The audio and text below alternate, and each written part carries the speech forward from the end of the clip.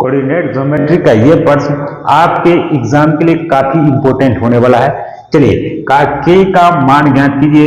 यदि तीनों बिंदु है 16,2 के -8 तथा 4,-10 संरेख हो तो इसका मस्तिष्क में के का मान बताना है। क्या बताना है दोस्तों? के का मान बताना है। के का मान ज्ञात कैसे करते हैं तो पहले लिखते हैं। पहले दिया गया क्या है ये लिखो। दिया गया है, दिया गया, ध्यान से नोट करके रखना। का दिया गया है, क्या दिया गया है तो बिंदुएं दिया गया है। बिंदुएं, बिंदुएं कौन कौन है तो 16,2, अगला है के -8 और 4,-10। अब हमको बताओ यहां पर जब बिंदु यानी तीनों बिंदुएं संरेख हैं, कहने का मतलब तीन बिंदुएं संरेख होता है तब त्रिभुज का क्षेत्रफल क्या होता है बताओ? त्रिभुज का क्षेत्रफल 0 हो जाता है जब तीनों बिंदुएं संरेख होता है, यानी तीन बिंदु जिससे एक त्रिभुज बनता है और त्रिभुज का क्षेत्रफल उस वक्त क्या हो जाता है 0 हो जाता है। जब तीनों बिंदु संरेख हो तो उसका क्षेत्रफल क्या हो जाता है 0 हो जाता है, याद रखना है। अब त्रिभुज का क्षेत्रफल, त्रिभुज का क्षेत्रफल क्या हो जाएगा 0 हो जाएगा, नोट करना है। त्रिभुज का क्षेत्रफल 0 हो जाएगा जब संरेख होगा। ये क्वेश्चन काफी इंपॉर्टेंट है दोनों, इसको एकदम वेरीफाई करके कॉपी में नोट करके इसका प्रैक्टिस करके जाना, ये बहुत बार पूछा गया है। चलिए अब त्रिभुज का क्षेत्रफल बताइए। त्रिभुज का क्षेत्रफल पता है? त्रिभुज का क्षेत्रफल नहीं पता है तो देखिए 1/2 इंटू x1, उसके बाद y2 माइनस y3, उसके बाद प्लस x2, उसके बाद होता है y3 माइनस y1, फिर प्लस x3 इंटू 23, 31 और 12, y1 माइनस y2 और बराबर क्या होगा 0। ये हमारा त्रिभुज का क्षेत्रफल हुआ और ये 0 हो गया। काहे 0 हुआ? काहे कि ये तीनों बिंदु संरेख है इसीलिए। अब यहाँ पर देखो, यहाँ पर ये जो 16,2 है इसको आप मान सकते हैं x1, इसको मान सकते हैं y1, इसको मान लीजिए x2, इसको मान लीजिए y2, इसको मान लीजिए x3 और इसको मान लीजिए y3 मान सकते हैं। अब ये जहां जहां ये मान है उसमें पुट कर दिए, पुट कीजिए यहाँ पर। तो देखिए 1/2 इंटू x1 का मान कितना है दोनों? x1 का मान 16 है, ये पहले 16 है, यहाँ देखिए 16 इंटू y2 का मान कितना है जरा ढूंढो। y का मान y2 का मान -8 है, यहाँ रख लीजिए -8। उसके बाद माइनस y3 का मान कहाँ है? y3 का मान ये है और कितना है y3 का मान -10 है, देख लो यहाँ -10 ये है और माइनस फॉर्मूला में है और दोनों मिलके प्लस हो जाएगा 10 हो गया। फिर प्लस y2 का सॉरी x2 का मान बताओ कितना है k, यहाँ लिखो k। उसके बाद देखो y3 आप ढूंढो, y3 कहाँ है? ये y3 का मान -10 है, यहाँ रख लीजिए -10। फिर y1 कहाँ है?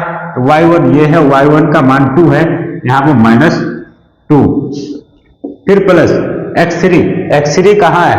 x3 ये है और x3 का मान यहाँ पर कितना है 4 और y1 into y1 minus y1 ढूंढो, y1 कहाँ है 2, यहाँ देखिए 2 माइनस y2 का मान कितना है तो -8 और माइनस फॉर्मूला में है तो माइनस प्लस 8 हो जाएगा और बराबर में हो गया 0।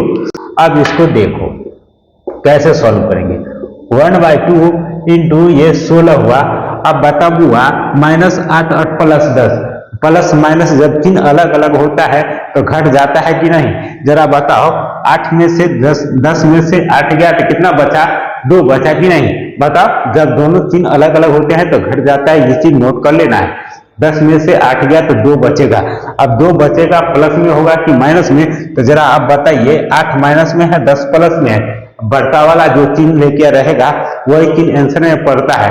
तो बताओ 10 है या प्लस में है तो आंसर में प्लस में ना 2 होगा, यहाँ लिखिए 2, यानी ई प्लस में 2 हुआ और अब ब्रैकेट हटेगा तो 16 के गुना में 2 हो जाएगा इसे। फिर प्लस, ये तो धिया पुता वाला बात है।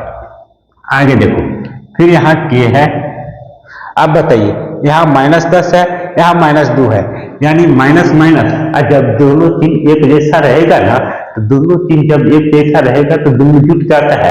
ये चीज पता है कि नहीं? जरा बताओ, यहाँ माइनस माइनस है, इसका मतलब जुटेगा। और जुटेगा कौन कौन जुटेगा? तो 10 और 2, 10 2 कितना हो जाएगा? 12 हो जाएगा। और माइनस के चिन्ह के साथ, काहे कि माइनस दोनों जगह है, इसीलिए -12। और -12 को के से गुना करेंगे तो -12 के हो जाएगा। और ये प्लस है, प्लस माइनस मिला के क्या हो जाएगा यहाँ पर माइनस। इस सब को सॉल्व करेंगे तो -12 के फिर प्लस, यहाँ 4 है तो 4 रख दीजिए। और यहाँ देखिए 8 और 2 कितना हुआ? 10, यानी 4 को 10 से गुना कर दीजिए, बराबर में हो गया 0। इसको सुंदर से बंद कर दीजिए, ठीक है।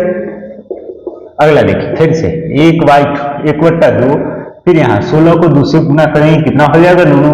32 माइनस 12 के और प्लस 10 चौका कितना हो गया? 40। अब बराबर में 0। अब हमको बताओ नूनू 1/2 इधर, ये पूरा ब्रैकेट के बाद 1/2, यानी कि पूरा के गुना में 1/2 है।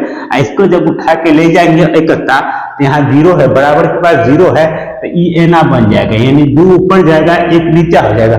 ऊपर जाए नीचा जाए, हमको सिर्फ कोई लेना देना नहीं है। यहाँ पर ये लेना देना है कि 0 से जब किसी संख्या को गुना करते हैं तो 0 बन जाता है।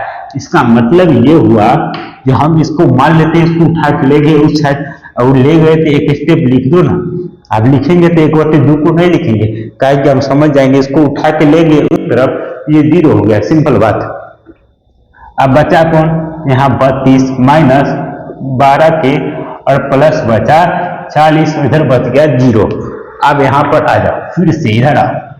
अब देखो यार, ये 40 प्लस में है और 32 भी प्लस में। 40 और 32 दोनों को जोड़ेंगे तो कितना होगा? 40 और 32 को जोड़ेंगे तो 72 ना होगा जी। 32 और 40 को जोड़ेंगे तो कितना हो जाएगा जी? 72। अब माइनस में कितना? 12 के, अब बराबर में 0 तो है। काहे 0 है? काहे कि क्षेत्रफल 0 होता है जब सर्वरेख होता है, ये चीज ध्यान रखना है। अब बताइए, अब हम -12 को इधर रखेंगे, -12 के और बराबर में प्लस में इधर है 72। इसको उठा के जब उधर ले जाएंगे तो माइनस में हो जाएगा 72। ये माइनस से माइनस खत्म। अब 12 छक कितना हो गया? 72, यानी के का मान निकल के आ गया 6। और यही हमारा हो गया राइट आंसर।